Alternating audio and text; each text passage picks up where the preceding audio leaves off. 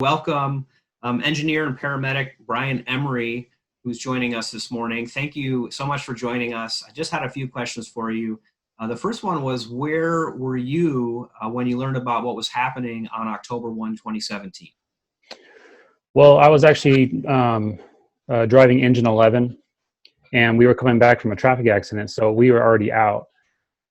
We had just finished that call, and we were driving down the street, and at this time, we had no idea what was going on. The call hadn't been called in or anything yet. So we were, there's a road that goes right to the back of the, where the event was going on. And we were driving down the street there, heading back to the station, just the same way we go back from calls all the time. And as we're driving down the street, we saw like a wave, hundreds of people screaming and yelling and running towards us. And as we were getting close, we were right at the corner there, right where the event was. And we were pretty much just surrounded in a crowd of people, and they were just running past us. And I stopped the engine. I was like, this doesn't look right. Something's definitely wrong. So we stopped for a second because there was a lot of people. I couldn't back out of there initially. And we had our windows down, and we heard gunfire. And at first we're like, okay, was that might be some fireworks or something. And then we were listening in, and we're like, definitely wasn't gunfire. And I had a military vet that was one of our firemen, and he's the one that like recognized it. He was like, no, that's automatic gunfire. And since we heard that, we're like, sounds like it's coming from the crowd or from a distance. So we were thinking that there was someone inside the crowd. And so when it was safe to do so, we backed out of there. We turned around. We went down the street to a safe location. And that's when my captain, he's the one that called it in, that there was a shooting at the Route 91 event. And that's when they got notified and everything. So you were actually working out of Station 11, which is right there, close to the concert site. Is that right? That's correct. That's where I was working at. And then how far into your shift were you? Like how many hours had you been working by the time? I was actually on a 72-hour shift, and this was the last 12 hours of my 72-hour shift. It was my regular shift, and I think it was 10:30 or 11 o'clock at night or something like that. And so we ended up working throughout the whole night. But yeah, I certainly understand. That must have been really difficult to be towards the end of the shift and have something like this come in. If you could just talk about a little bit about your response and, emergency personnel in general, about, what it was like that evening and what the response was like from your perspective.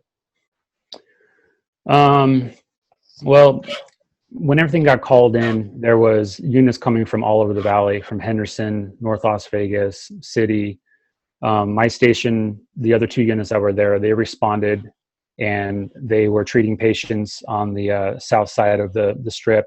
I was on the east side of the concert, and from our location, we met up with another ambulance that was there, and we started treating patients. They kept coming towards us in waves, some with minor injuries, some with severe injuries, and others were brought in pickup trucks that were deceased. And we, as best as we could, we loaded them up in ambulances that were available, and we shipped them off to the hospital.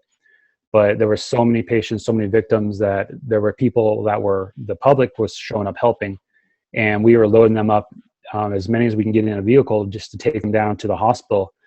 It was incredible that the amount of public support that we had, that all these people were showing up with their own vehicles. They're like, hey, I can take 4, I can take 2, and so we pretty much treated everyone that was injured. And then from there, we were searching room to room with Metro after the event kind of calmed down, looking for more victims and stuff, because there was a lot of shooting and everything. So, well, thank you so much for that. I mean, I can't imagine what that must have been like, and I agree with you that the public response. It was amazing that folks were reaching out and helping people they didn't even know, and I think that highlights the finest of the Las Vegas community. The last question I have for you, we're here on the third anniversary of October 1, 2017. Anything you would like to say to those who were impacted by the events of that evening? Yeah, I just want the people to not forget an event that took place like this. I want to make sure that things are done, that this doesn't ever happen again. So make sure those steps are in place. And as far as the victims and everything, I hope that they get the help and seek the help that they can get, whether they're injured or get that mental help that they need, because with a tragic event like this, it's going to take years for people to get through this. And as far as the other victims, and their families, hopefully they get the help that they need. I just know that Las Vegas is a great community, and we're Vegas strong. And if we can get through this, we can get through anything. Well, very well stated. And again, thank you for your personal efforts the night of October 1st, 2017. And thank you so much for joining us here today. Oh, you're welcome. Thank you for having me.